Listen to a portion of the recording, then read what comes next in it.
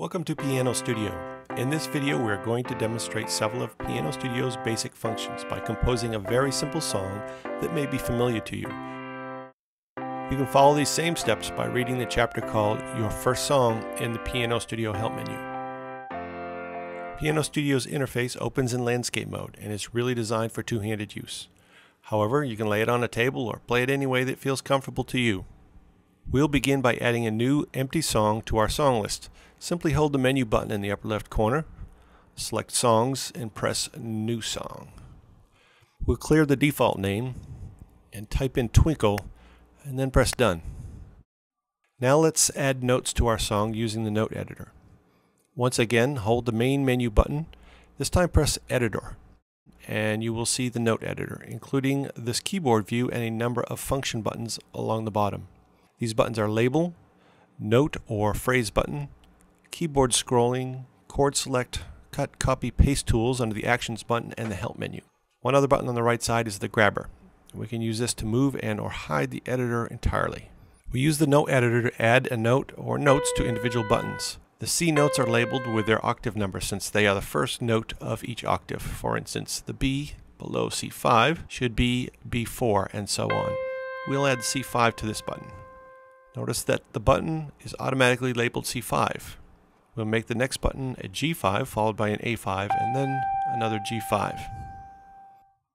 Now this all seems pretty easy. We could have just played these notes on the small keyboard view in the editor. But look what happens as we start to add chords.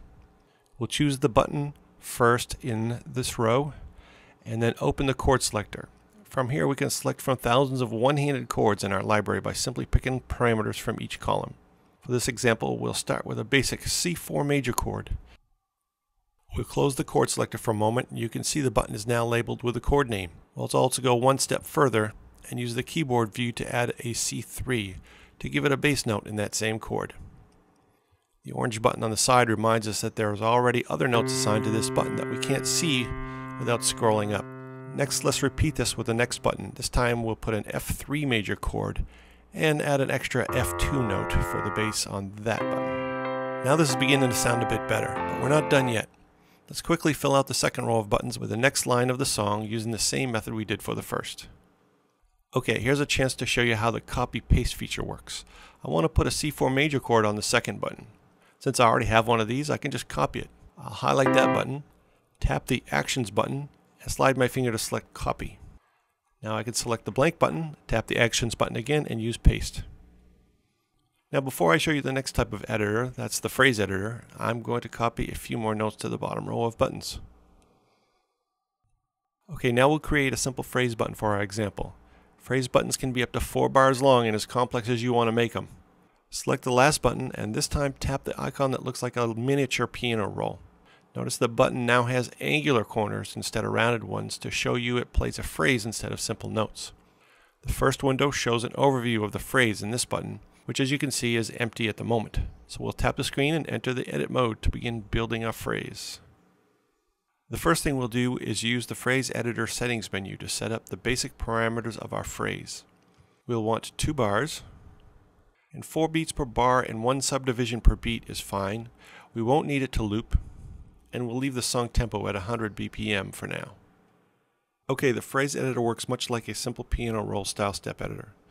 You can just scroll the notes you want into view and tap where you want them to appear. If they don't land exactly where you want them to at first, you can just drag them to the correct spot. If you accidentally add a note that you don't want, no problem, just tap the bright green X to delete the note that is currently highlighted. We'll drop in a couple of G5 and F5 notes into the first bar. Now drag the second bar into view and add a couple of E5 notes and finally a single D5. But we want the last note to hold for 2 beats. So we'll use 2 fingers to stretch it out. You'll also notice that I can change the volume of this note in a similar fashion. As I add notes, the phrase editor will also use the parameter of the last note that I touched. This makes it really quick and easy to add a string of notes of similar length or volume without needing to edit each one individually.